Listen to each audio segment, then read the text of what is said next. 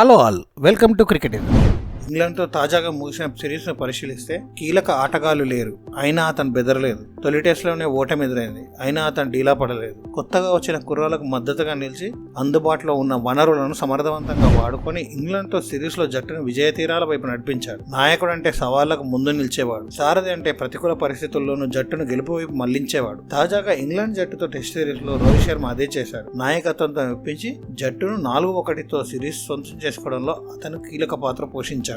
తొలి టెస్ట్ లో ఓటమి తర్వాత టీమిండియా అద్భుతంగా పుంజుకున్న తీరు కనిపిస్తుంది. ప్రధాన ఆటగాళ్లు లేకపోయినా తామున్నామంటూ దూసుకొచ్చిన యువ క్రికెటర్ల సత్తా తెలుస్తుంది. పటిష్టమైన ప్రత్యర్థి బాల్ వ్యూహాన్ని చిత్తు చేసిన జట్టు తెగువ అర్థమవుతుంది. అయితే వీటన్నింటి వెనుక కెప్టెన్ రోహిత్ శర్మ పాత్ర ఉందనడంలో సందేహం లేదు. హైదరాబాద్ టెస్ట్ లో పరాజయం తర్వాత అతను జట్టును నడిపించిన తీరు, కుర్రాలను ప్రోత్సహించిన విధానం గురించి ప్రత్యేకంగా చెప్పుకోవాలి. ఇప్పటి వరకు రోహిత్ కెప్టెన్సీ కెరీర్ లో ఈ సిరీస్ కఠిన సవాలే విసిరింది.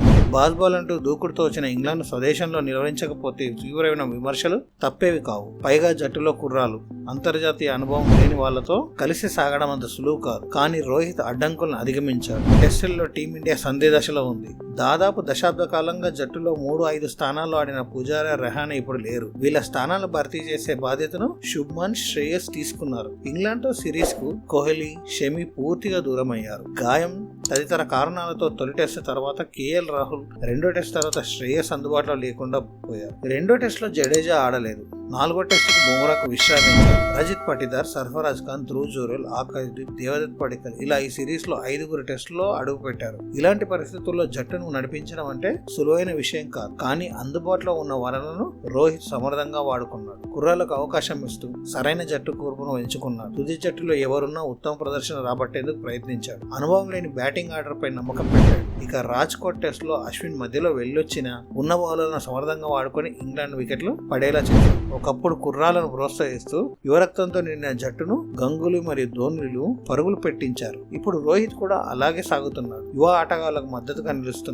జట్టులో మరియు డ్రెస్సింగ్ రూమ్ లో ఉత్తమ వాతావరణం ఉండేలా చూసుకుంటున్నాడు. ఎవరి ఆట వాళ్ళు ఆడేలా స్వేచ్ఛనిస్తున్నాడు. కుర్రాలతో కలిసిపోతూ సరదాగా ఉంటూ జట్టు బంధాన్ని పెంచుతున్నాడు. అందుకే యువ ఆటగాళ్లు చెప్పినట్లు వినేలా చేసే సమ్మోహన శక్తి రోహిత్ కు ఉందని మన ప్రధాన కోచ్ ద్రవిడ్ అన్నాడు. అరంగేట్రంలో ఉండే ఒత్తిడిని యువ ఆటగాళ్లు తట్టుకునేలా రోహిత్ అండగా నిలిచాడు. రజత్ వరుసగా విఫలమైన తొలి టెస్ట్ సిరీస్ లో ఒత్తిడి ఉంటుందని మద్దతుగా ఉంటామని రోహిత్ అన్నాడు. సర్ఫరాజ్ ఖాన్ అరంగేట్రం రోజు అతని తండ్రి నౌషాద్ ఖాన్ తీవ్ర భావోద్వేగానికి గురయ్యాడు. అప్పుడు సర్ఫరాజ్ ను తన చేతుల్లో పెడుతున్నామంటూ రోహిత్ ను ఉద్దేశించి ఆయన చెప్పిన మాటలు ఓ కెప్టెన్ బాధ్యతను గుర్తు చేశాయి. ఆ బాధ్యతలు రోహిత్ సమర్థంగా నిర్వర్తిస్తున్నాడు. కుర్రాలతో కుర్రాళ్ళ కలిసిపోతూ మరోవైపు సీనియర్ గా జట్టు భారాన్ని మోస్తూ రోహిత్ తన పాత్రను గొప్పగా పోషిస్తున్నాడు. తాజాగా గార్డెన్ లోకి తిరిగే కుర్రాలంటూ గిల్, యశస్వి, సర్ఫరాజ్, ధ్రువ్ తో ఉన్న ఫోటోను సామాజిక మాధ్యమాల్లో పోస్ట్ చేశారు. 2022 మార్చిలో అన్ని ఫార్మాట్లోనూ పూర్తి స్థాయి కెప్టెన్ గా మారిన రోహిత్ సారథ్యంలో భారత్ ఇప్పటి వరకు 16 టెస్టుల్లో 10 విజయాలు సాధించింది. 4 ఓడి 2 డ్రా చేసింది. ఈ సిరీస్ లో సారథిగా మెప్పించిన రోహిత్ బ్యాటింగ్ లోనూ ఆకట్టుకున్నాడు. సీనియర్ బ్యాటర్ గా పరుగులు సాధిస్తూ కుర్రాలకు స్ఫూర్తిగా నిలిచాడు. 9 ఇన్నింగ్స్ లో 400 పరుగులు చేశాడు. ఇందులో 2 శతకాలు, ఓ అర్ధశతకం ఉంది. రాజ్కోట్ టెస్ట్ లో తొలి ఇన్నింగ్స్ లో జడేజాతో కలిసి జట్టును ఆదుకున్నాడు. ధర్మశాలలో తొలి ఇన్నింగ్స్ లో సెంచరీ చేసి భారీ స్కోర్ కి పునాది వేశాడు. రాంచీ టెస్ట్ చేజింగ్ లో కీలకమైన 55 పరుగులతో రాణించాడు. 3 ఫార్మాట్లను 1000 పరుగులు చేసిన 3వ భారత కెప్టెన్ గా రోహిత్ నిలిచాడు. ధోని మరియు కోహ్లీలు అన్ని ఫార్మాట్లలో రోహిత్ కంటే ముందు 1000 పరుగులు పూర్తి చేశారు. మ్యాచ్ అనంతరం విలేకరుల సమావేశంలో రోహిత్ శర్మ మాట్లాడుతూ, నేను కెప్టెన్ అయినప్పటి నుంచి ఎప్పుడు పూర్తి స్థాయి జట్టుతో ఆడలేదు.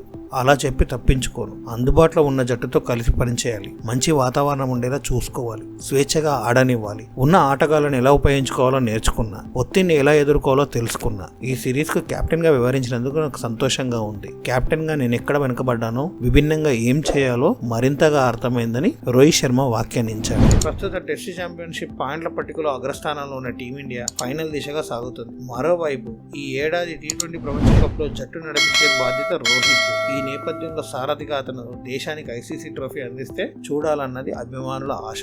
Thanks for watching the video. Content కనుక నచ్చితే వీడియోని లైక్ చేసి మా ఛానల్ ని సబ్స్క్రైబ్ చేసుకోండి. Don't forget to like, share and subscribe. Notification కోసం బెల్ ఐకాన్ ప్రెస్ చేయండి. Thank you. జై హింద్.